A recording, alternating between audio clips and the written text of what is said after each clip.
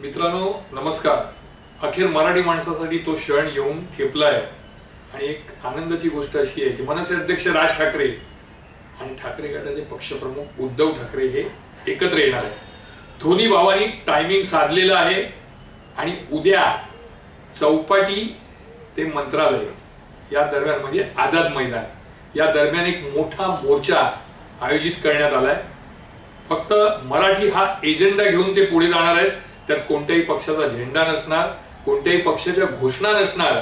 त्यामुळे मराठी माणसाला जी उत्सुकता आहे ती हीच आहे.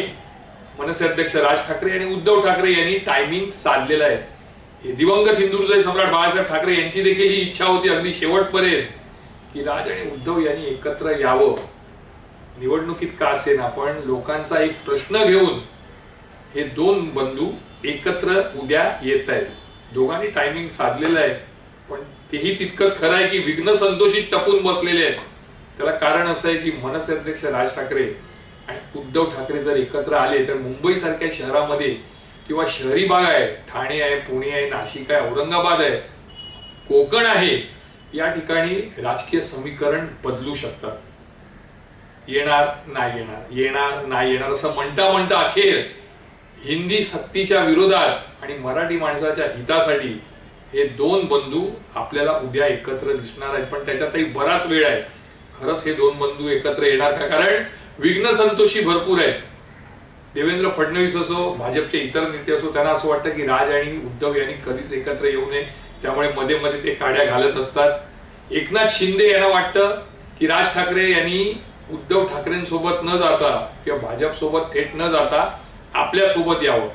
कारण एकनाथ शिंदे यांची परिस्थिती जी स्थिती आहे पक्षाची ती मुंबईत अशी फारशी समाधानकारक नाही. त्यामुळे त्यांनाही वाटतं की राज यांनी आपल्या सोबत यावं. शरद पवार काहीसे नाराज आहेत कारण शरद पवारांना असं वाटतं की उद्धव ठाकरे यांच्यासोबत मुंबईत थोडाफार का असेना आपला आधार जमू शकतो. त्यामुळे आता हे सर्व जी मंडळी आहे ती राज ठाकरे आणि उद्धव ठाकरे यांना एकत्र यायला देणार का? की उद्या सकाळी असं कळेल की राज ठाकरे तिकडे मोर्चात सामील झालेले आहेत आणि उद्धव ठाकरे यांनी आपले प्रतिनिधी तिकडे पाठवलेले, स्वतः ते गेलेले नाहीत.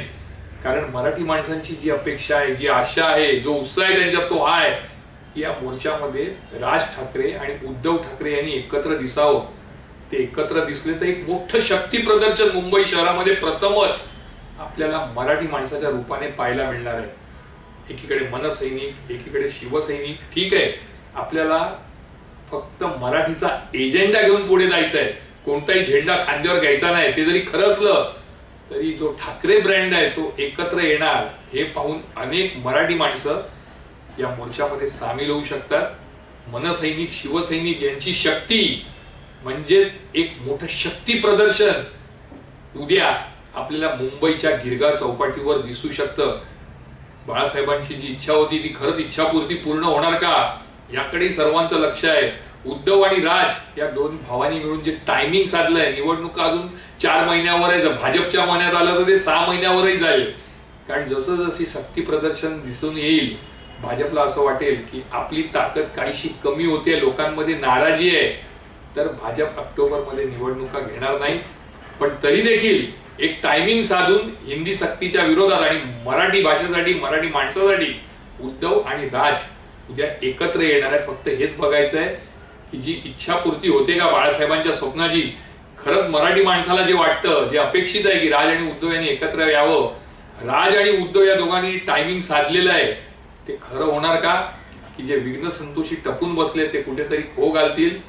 कुठेतरी असं वाटेल की मी मगाशी सांगितल्याप्रमाणे की 2 पैकी 1 भाऊ गैरहजर राहील. जे विघ्न संतोषी माणसं आहे ते आपला वोट पॉवर वापरून किंवा आपली ताकद वापरून या दोन भावांना एकत्र येण्यापासून थांबवू शकणार का? किंवा असंही म्हणा की या दोन्ही पक्षामध्येही विघ्न संतोषी आहेत की ज्यांना वाटतं राज आणि उद्धव या दोन भावांनी एकत्र येऊ नये. ते काही करिश्मा करणार की उद्या मराठी माणसाची इच्छा पूर्ण होणार आणि राज ठाकरे आणि उद्धव ठाकरे हे एकत्र मनसैनिकांना, शिवसैनिकांना आणि मराठी माणसाला सोबत घेऊन गिरगाव चौपाटी ते आझाद मैदान हा मोर्चा काढणार.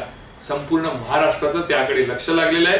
मी अमित जोशी पुन्हा एकदा रविवारी महाराष्ट्राच्या राजकीय विषय घेऊन तुमच्या समोर येईन. तोपर्यंत तुमची रजा घेतो. जय हिंद, जय महाराष्ट्र.